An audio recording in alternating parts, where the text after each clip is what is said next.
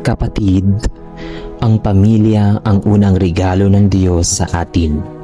Kanlungan ng pag-ibig, pag-aaruga at pagtutulungan. Ngunit kahit sa loob ng tahanan may mga pagsubok, di pagkakaunawaan, kakulangan, karamdaman o pagkakalayo ng loob. Sa ganitong mga sandali, lalong mahalaga ang panalangin. Sa panalangin, ipinagkakatiwala natin sa Diyos ang ating pamilya. Ang bawat miyembro, bawat pangangailangan, bawat sugat na kailangang pagalingin, at bawat pangarap na nais matupad. Ang panalangin ay parang bigkis na muling nag-uugnay sa puso ng bawat isa. Sa tuwing tayo'y nananalangin para sa ating pamilya, ipinapakita natin na kinikilala natin ang Diyos bilang sentro ng ating tahanan. Hindi kailangang perpekto ang bawat isa, sapagkat ang biyaya ng Diyos ang nagpapakumpleto sa kakulangan natin. Siya ang nagbibigay ng kapayapaan sa gitna ng kaguluhan at ng pag-asa sa kabila ng mga hamon. Ngunit ako at ang aking sambahayan ay maglilingkod sa Panginoon. Josue chapter 24 verse 15. Aming Amang nasa langit, Diyos ng pag-ibig, pagkakaisa at habag, lumalapit po ako sa inyo ngayong gabi. May pusong puno ng pasasalamat, ngunit sabay ding may dalang mga alalahanin at mga pangarap para sa aking buong pamilya. Ikaw ang pundasyon ng aming tahanan, at sa iyo ko po nais ialay ang lahat ng aspeto ng aming buhay. Ang aming mga relasyon, aming mga gawain, aming mga kalakasan at kahinaan, at higit sa lahat, ang aming hinaharap. Panginoon, salamat po sa biyaya ng pamilya.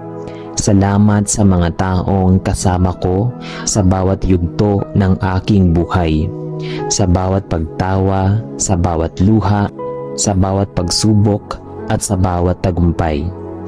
Salamat sa magulang kong patuloy na nagsasakripisyo at nagmamahal kahit hindi palaging napapansin. Salamat sa mga kapatid kong nagsisilbing katuwang, karamay at minsan man ay kakampi o kaaway, ngunit laging bahagi ng puso ko. Salamat sa mga anak kung meron man na siyang kagalakan ng tahanan, at sa bawat miyembrong nagpapalalim sa kahulugan ng salitang pamilya. Ngunit alam ko po, Panginoon, na kahit isang dakilang biyaya ang pamilya, ito rin po ay isang malaking responsibilidad. Kaya't sa iyo ko iniaangat ang bawat isa sa amin. Kung may alitan sa aming pagitan, Panginoon, basagin mo ang pader ng tampo, pride at katahimikan. Palitan mo ito ng pagpapatawad, pag-unawa at mas malalim na pagmamahalan. Kung may nasasaktan, pagalingin mo po. Kung may nahihirapan, palakasin mo. Kung may naliligaw ng landas, gabayan mo po pabalik sa tamang daan. Panginoon, bigyan mo po ng lakas ang aming mga magulang sa kanilang pagod na mga katawan, sa kanilang ginagampanang papel bilang ilaw at haligi ng tahanan. Ipagkaloob mo po sa kanila ang karunungan upang makapagturo sa amin ng tama, at ang tibay ng loob upang maitaguyod ang aming pangangailangan, hindi lamang sa material kundi pati sa moral at espiritual na aspeto ng buhay. Palawakin mo po ang kanilang presensya at pataasin mo ang kanilang pananampalataya sa mga panahong tila hindi sapat ang kanilang kayang ibigay. Sa mga anak, Panginoon, Bigyan mo po kami ng pusong mapagpakumbaba at masunurin. Tulungan mo kaming laging gumalang at magpasalamat. Itanim mo po sa aming puso ang pagnanais na makatulong, hindi lamang sa gawaing bahay, kundi sa pagtaguyod ng isang masaya at mapayapang tahanan. Kung kami man ay dumaraan sa mga pagsubok sa pag-aaral, sa pagkakaibigan, sa pagdadalaga o pagbibinata, Panginoon, yakapin mo po kami at akayin palapit sa iyo. Kung may isa man sa amin na dumaraan sa lungkot, depresyon, sakit o anumang mabigat na pinapasan, ilapit mo siya sa iyong presensya. Ipagtanggol mo kami mula sa mga salitang nakakasakit, sa mga impluensyang sumisira, sa mga tukso ng mundo. Balutin mo ang aming tahanan ng iyong banal na dugo, Panginoon. Ang dugo ni Jesus na nagbibigay ng tagumpay, kaligtasan at pag-asa. Hinihiling ko rin po, Ama, na maging sentro ka ng aming pamilya. Naway hindi lamang kami magtipon sa pagkainan o sa panunood ng TV, kundi magtipon rin upang magdasal, magbasa ng salita mo at magpalakasan sa pananampalataya. Bigyan mo kami ng mga mata na laging naghahanap ng kabutihan sa isa't isa at mga puso na marunong magpatawad at magmahal kahit mahirap. At higit sa lahat, Panginoon, bigyan mo kami ng pananampalatayang matibay. Yung pananampalatayang hindi natitinag ng kahirapan, hindi nangihina sa gitna ng unos at hindi nawawala kahit kailan. Naway ang aming pamilya ay hindi lamang maging ligtas at masaya, kundi maging instrumento ng iyong pag-ibig sa ibang tao. Gamitin mo kami bilang ilaw sa iba, bilang inspirasyon sa mga pamilya rin na dumaraan sa pagsubok. Tulungan mo kaming maging buhay na patutuo ng iyong katapatan at biyaya. Ito pong lahat ay aming itinataas sa iyo, Ama. Sa pangalan ni Jesus, ang aming Panginoon at tagapagligtas, na siyang tunay na punong haligi ng aming tahanan. Amen.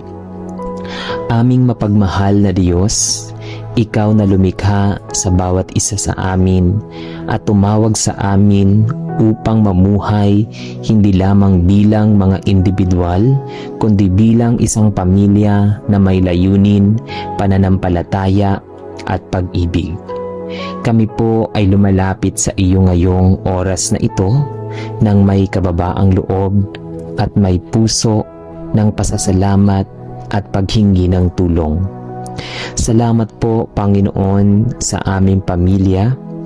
Ito'y hindi perpekto, ngunit ito'y isang biyayang patuloy naming pinanghahawakan sa gitna ng kaguluhan ng mundo. Sa gitna ng bawat hamon, alam naming Ikaw ang dahilan kung bakit kami nananatiling magkasama. Salamat po sa bawat miyembrong nagbibigay ng sigla at saysay sa aming araw-araw na buhay.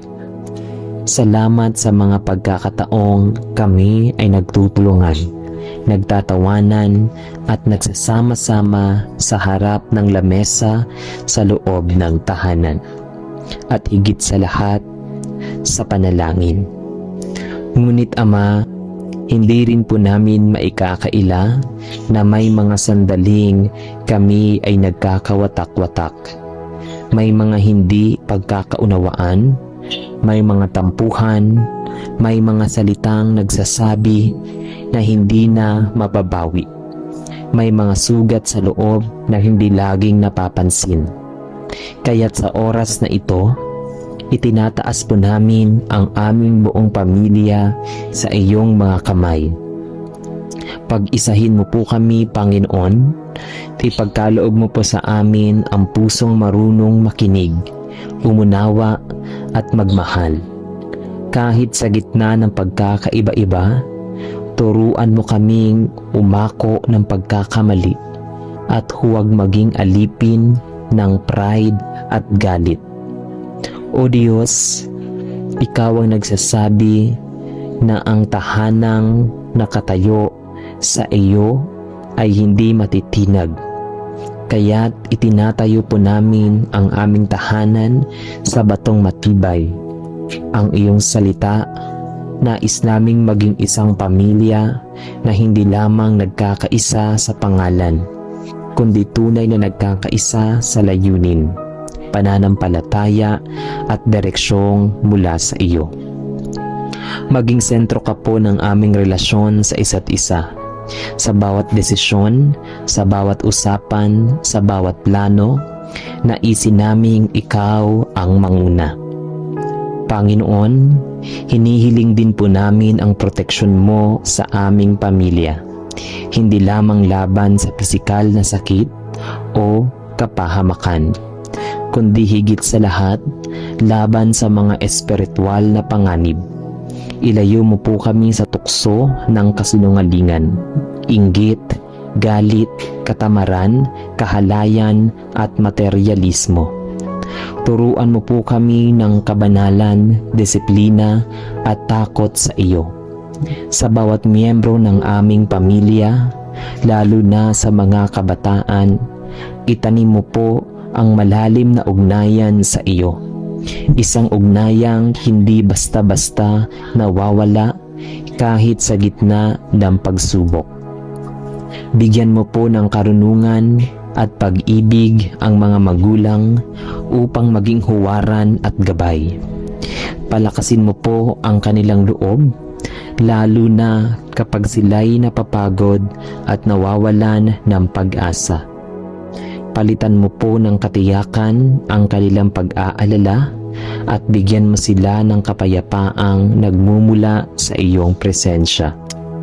At para sa mga anak, Panginoon, dalangin po namin na lumaki silang may takot sa iyo, may malasakit sa isa't isa, at may pananabik na mamuhay ayon sa iyong kalooban, na huwag silang mahulog sa maling landas, kundi matutong kilalanin ka at sumunod sa iyo mula sa murang edad pa lamang. Naway maging matibay ang kanilang pananampalataya, na kahit dumating ang unos ng buhay, mananatili silang nakaangkla sa iyo. Kung may isa mang miyembro ng aming pamilya na nalalayo sa iyo, Panginoon, hipuin mo po ang kanyang puso. Kung siya'y nalilito, bigyan mo ng liwanag. Kung siya'y sugatan, gamitin mo. Kung siya'y nanlalamig sa pananampalataya, pag-apoyin mo pong muli ang apoy ng pananalig sa kanyang puso. Walang sinuman sa aming pamilya ang nais naming maiwan sa dilim. Panginoon, lahat kami nais naming sabay-sabay na lumapit sa iyo. Tulungan mo po kami na huwag lang hangarin ang panlabas na kasaganaan, kundi ang mas malalim na yaman, ang yaman ng pag-ibig, pagkakaisa, pagtitiwala sa iyo, at pagtutulungan sa loob ng tahanan. Nais naming ang aming pamilya ay maging liwanag sa komunidad, kundi upang ipagmalaki, upang ipakita kung gaano kakabuti at tapat sa mga pamilyang nagtitiwala sa iyo. At sa mga panahong kami susubukin sa sakit, sa kawalan, sa kalungkutan, sa hindi pagkakaunawaan, Panginoon, ipaalala mo po sa amin na kasama ka rin. Ibalik mo kami palagi sa paanan mo, sa presensya mo at sa iyong dakilang plano. Huwag mong hayaang mawala kami sa landas. Ilapit mo kami sa isa't isa at higit sa lahat, palapit sa iyo. Ito po ang aming panalangin, isang panalangin ng pag-asa, paghilom at panibagong simula. Sa iyo po namin ipinagkakatiwala ang lahat. Sa pangalan ng iyong anak na si Jesus, aming tagapagligtas at hari ng aming tahanan. Amen. Aming Diyos na buhay, aming manlilikha, tagapagtanggol at ilaw sa gitna ng kadiliman. Kami po ay lumalapit sa iyo bilang isang pamilya na uhaw sa iyong presensya, nauuhaw sa katotohanan at naglalakbay sa gitna ng isang mundong puno ng kaguluhan, tukso at kawalang katiyakan. Punuin mo po ang aming tahanan ng iyong banal na presensya at itanim mo po sa puso ng bawat isa ang pananampalatayang matibay, malalim at hindi natitinag na unos. Panginoon, marami pong pamilya ngayon na pinanghihinaan ng loob. Marami ang nag-aaway, marami ang nagkakawatak-watak, marami ang nawawalan ng direksyon. Kaya't idinadalangin namin na ang aming sambahayan ay hindi mapabilang sa mga nagkakahiwa-hiwalay, kundi maging sambahayang nananatiling buo, lumalaban at tumindig sa iyong salita. Panginoon, itinuturing naming biyaya ang bawat miyembro ng aming pamilya. Ngunit alam rin naming may mga araw na hindi kami nagkakaintindihan. May mga araw na kami nagkakamali, nasasaktan, at minsan ay nalilimutan ka sa dami ng aming inaasikaso. Kaya't muli po naming iniaalay sa iyo ang aming buong buhay, buong tahanan at buong pagkatao. Linisin mo ang bawat sulok ng aming puso, ang bawat lihim na sama ng loob, takot o pagdududa. At palitan mo ito ng kapayapaan, pag-ibig at pananampalatayang nakaugat sa iyo. Ama, tulungan mo po kaming maging matatag sa pananalig. Sa mga panahon ng kakulangan, paalalahanan mo kami na ikaw ang aming tagapaglaan. Sa mga panahon ng kalungkutan, ikaw ang aming kaaliwan. Sa mga panahong kami ay nalilito at hindi na alam ang susunod na hakbang, ikaw ang aming direksyon. Nais po naming ang bawat desisyon naming pamilya ay laging nakaayon sa iyong kalooban. Itinataas din po namin ang aming mga magulang. Bigyan mo sila ng karunungan mula sa langit upang maitaguyod ang kanilang mga anak sa daang matuwid. Sa bawat pagpapagal nito, sa bawat pagpapagal nila sa trabaho, sa bahay, sa pag-aaral, balutin mo sila ng iyong lakas at kalinga. Turuan mo silang manalangin hindi lamang para sa kanilang sarili, kundi para sa amin ding mga anak.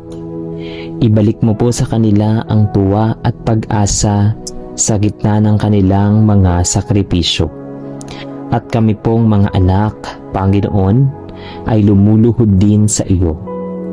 Turuan mo kaming magtiwala sa iyo, hindi lang sa oras ng kaginhawaan, kundi lalo na sa oras ng pagsubok. Bigyan mo kami ng puso na marunong gumalang, magpasalamat at maging masunurin. Huwag mong hayaang mahulog kami sa mga bitag ng mundo, sa tukso ng barkada, maling relasyon, kasinungalingan o kasalanan. Sa halip, itaas mo kami sa iyong presensya at punuin mo kami ng karunungan at pagkatakot sa iyo. Kung ang aming pamilya ay dumaraan sa pagsubok, maging ito man ay sakit, pagkabigo, utang, problema sa relasyon o spiritual dryness, Panginoon, lumapit ka po sa amin. Ikaw ang aming Diyos na buhay, na kailanman ay hindi nagkukulang. Ibalik mo po ang apoy ng pananampalataya na aming tahanan. Turuan mo kaming manalangin ng sabay-sabay, hindi lamang kapag may problema, kundi lalo na kapag may pagpapala. Turuan mo kaming magpasalamat sa maliliit na bagay at kilalanin ka sa bawat hakbang ng aming buhay.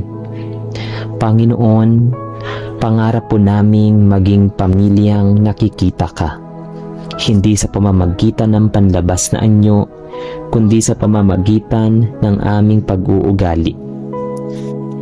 Isang tahanang may takot sa Diyos,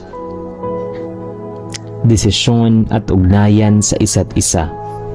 Nais naming maging halimbawa ng isang tahanang may takot sa Diyos, hindi para ipagmalaki ang aming sarili, kundi upang ituro sa iba kung gaano kakabuti sa mga taong nagtitiwala sa iyo. At sa huli, Panginoon, sa bawat araw na dumarating, bigyan mo po kami ng lakas na magpatuloy. Naway ang bawat miyembro ng aming pamilya ay lumalim sa relasyon sa iyo. Gamitin mo po ang aming pamilya bilang instrumento ng iyong pag-ibig sa ibang tao. Naway ang aming buhay ay maging ilaw sa gitna ng dilim at maghatid ng pag-asa sa mga nawawala ng tiwala sa pamilya at sa iyo. Lahat ng ito'y aming taimtim na idinadalangin sa pangalan ng iyong anak na si Jesus, ang aming Panginoon at tagapagligtas. Amen. O Diyos naming mapagpatawad at puspos ng habag, sa mga sandaling ito, kami buong pamilya ay lumuluhod sa iyong harapan, bitbit ang aming mga pagkukulang, ang aming mga sugat, ang aming mga hindi nasambit, na hinanakit, at ang aming tahimik na mga panaghoy. Kami po ay lumalapit sa iyo upang humingi ng kapatawaran, kagalingan, at panibagong simula bilang isang sambahayan na naghahangad ng kapayapaang mula sa iyo. Panginoon, sa kabila ng aming mga pagkakaiba, ikaw pa rin ang nagbuklod sa amin. Ngunit inaamin po namin maraming pagkakataon na kami ay nasaktan, nakasakit, at nagkulang sa isa't isa. May mga salitang binibitawan sa galit, may mga kilos na lumimot sa paggalang, at may mga panahong kami tumatahimik at hindi nagpakita ng malasakit. Sa lahat ng ito, patawarin mo po kami. Patawarin mo po kami, Panginoon, hindi lang bilang individual, kundi bilang isang pamilya. Tulungan mo po kaming maging bukas sa pagpapatawad. Linisin mo ang aming mga puso sa galit at hinanakit na matagal nang nananahan sa aming mga dibdib. Palitan mo po ito ng pag-unawa, ng pagkakalinga, at ng tunay na pagmamahal. Huwag mong hayaan na ang hindi pagkakaunawaan ay tumubo bilang pader sa pagitan naming magkakapamilya. Sa halip, sirain mo po ang mga hadlang at itayo ang tulay ng pagkakasundo. Turuan mo kaming magsabi ng patawad ng buong puso at pinapatawad kita ng walang pasubali. O Diyos, ikaw ang Diyos ng mga panibagong simula. Kaya't idinadalangin po namin na bigyan mo ang aming pamilya ng bagong simula ngayon. Naway simula sa araw na ito, mamayani ang iyong pag-ibig sa bawat sulok ng aming tahanan. Magsimula nawa ang panibagong yugto ng aming pagsasama. Isang yugtong puno ng malasakit, respeto, bukas na komunikasyon, at higit sa lahat, pananampalataya sa iyo. Ihanda mo rin po ang aming mga puso na harapin ang mga darating pang pagsubok. Gawin mo kaming matatag, hindi dahil sa aming sariling kakayahan, kundi dahil ikaw ang aming sandigan sa gitna ng krisis, ikaw ang aming kapayapaan sa gitna ng kaguluhan, ikaw ang aming katahimikan at sa gitna ng pagkakahiwa-hiwalay ng mundong ito. Ikaw ang nagbibigay ng pagkakaisa. Panginoon, inaanyayahan ka po namin na manahan sa aming tahanan. Maging sentro ka ng aming usapan, ng aming plano, ng aming mga pangarap.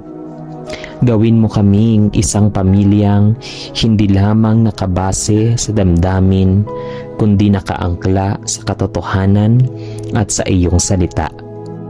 Ituro mo po sa amin ang kahalagahan ng dasal sa loob ng tahanan, na kami ay magtipon-tipon upang hindi lang magkwentuhan, kundi upang magpasalamat, magsisi at magtiwala sa iyo. Aming Ama, bigyan mo rin po ng karunungan ang bawat isa sa amin.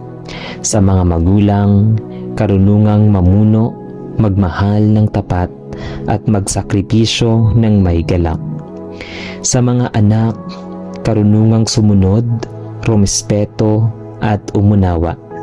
Sa bawat kapatid, karunungang magtulungan at maging sandalan ng isa't isa.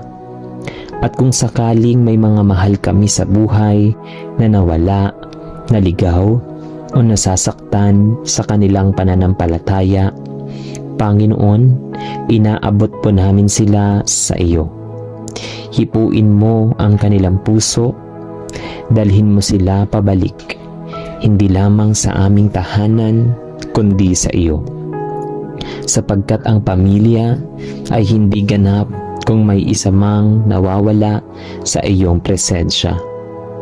Panginoon, salamat po sa biyaya ng pamilya. Salamat sa pagkakataong ayusin ang nasira. Salamat sa kapangyarihang magpatawad at salamat sa biyayang magpatuloy kahit marami ng pinagdadaanang luha at sugat. Naway ang aming pamilya ay maging saksi ng iyong habag at kapangyarihan. Hindi dahil kami ay perpekto, kundi dahil ikaw ay matapat. Lahat ng ito'y aming idinadalangin. Walang ibang inaasahan kundi ikaw sa pangalan ni Jesus na aming tagapagligtas. Amen.